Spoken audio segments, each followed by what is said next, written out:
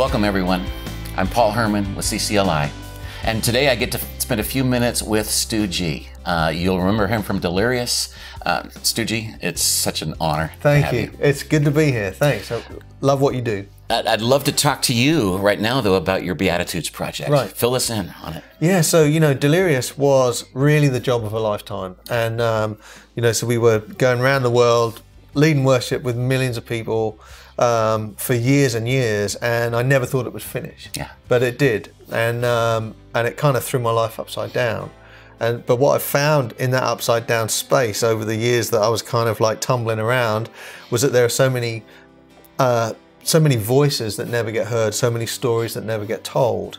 And I thought, what would it be like if I took the microphone that was in front of my face and amplified some of these stories? And so I was kind of thinking about that, and the Beatitudes and the Sermon on the Mount has always been my favorite piece of the Bible. Yeah. And, really, I discovered that it's upside down to what I thought it was. I thought it was things to attain to achieve a blessing, rather than, we've got the idea of blessing all wrong. Like, let's push into what God's already blessing, right? So, so the Beatitudes are announcements of presence, like God is on your side when life isn't perhaps working out as you expect it to, and then. The invitation to show mercy, to become peacemakers, to kind of be transformed by this gospel, So, so I've got my friends around that. So people like Michael W. Smith, Amy Grant, Matt Maher, Audrey Assad, Hillsong United, Amanda Cook from Bethel, like loads of people that came around the stories that I was discovering and helped me write songs. And we've also filmed everything. So, the stories are in the book, the music's on a CD or on a record, and then we've made a film as well.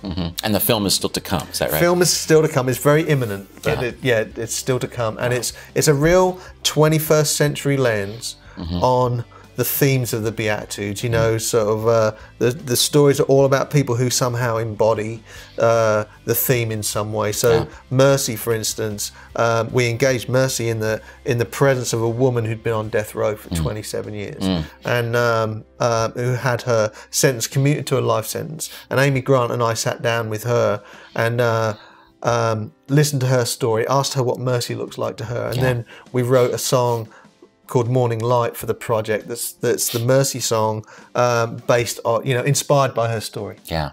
And I hear there's also a song that came out of that called "Oh Mercy." Yes. That is very congregational and very worship oriented. Absolutely. So there's a few songs on there that I've been leading in church, but "Oh Mercy" is a song that I wrote with Matt Maher, one of my favourite songwriters for the church right now, and a great friend.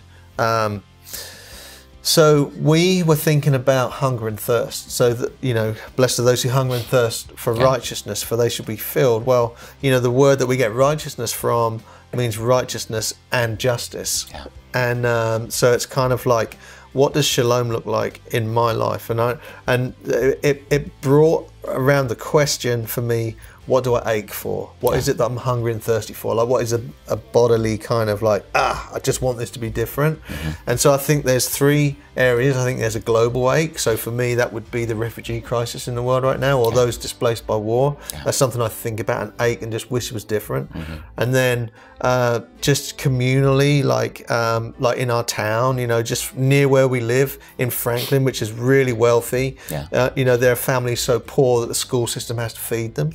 Has to feed the kids, and I just think, oh my gosh, I wish that was different.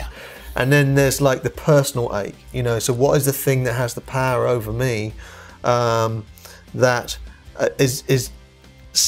what's the thing that has the power over me? It could be drugs, it could be drink, it could be certain attitudes or behaviors, and so I was talking with Matt about this, like, what would it look like to write a song about this hunger and thirst, this ache for stuff, and like even the stuff that gets under our skin that has the control over us. And so we wrote "Oh Mercy" with a friend, Ian Cron. He helped with the lyrics as well, but you know, there's a wall inside my heart, I can't get over it. Keeps the two of us apart, can't get round it, but under my skin is where you begin, and your kindness leads me now. And then a little bit later on it says, under my skin forgiveness sets in, and your kindness leads me now. And then under my skin your spirit within is leading me home. So you know, the whole project is based around transformation, like becoming something, you know, yeah, Oh Mercy, I really love that song. It's got a fantastic chorus. Oh Mercy, Jesus Son of God, oh mercy, shine your light on us. And just a great melody, and Matt killed it. Nice. Let me ask about another song, if I can, Miracles. Oh yeah. Yeah, tell us about that. Yeah, Miracles. I was on a writing trip to California, and Dustin Smith and I, and Josh Silverberg and Chris Kilala.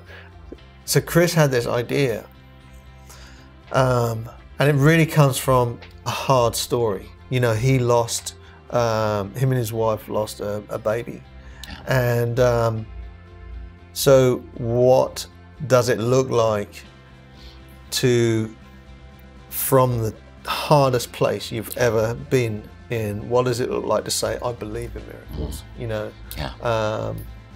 You know, and so we started to write that song, and he had the lines, you know, the one who made the blind to see is moving here in front of us, you know? It was just such a privilege to help him craft that song as an expression of, you know, Jesus is Lord and circumstances aren't, you know, and you know, we all need a miracle, and but you know, for someone the miracle might be a bag of flour. You know, for someone the miracle might be they need a cancer tumor healed. You know, so it's like God is a God that does miracles, but we can't fathom out the way always. Right. Any final thoughts at all for our worship leaders and worship teams out there? Really, my final thoughts are, keep doing what you do, and thank you for what you do, and keep writing the songs of diversity and authenticity, and the songs that your church in your location need to sing. Keep going, and I'll pray a blessing on you. Stu G, thank you so much. This is great. Thanks, Paul. Appreciate you being here. Yeah, I appreciate it. Thanks. Thank you for watching. Take care.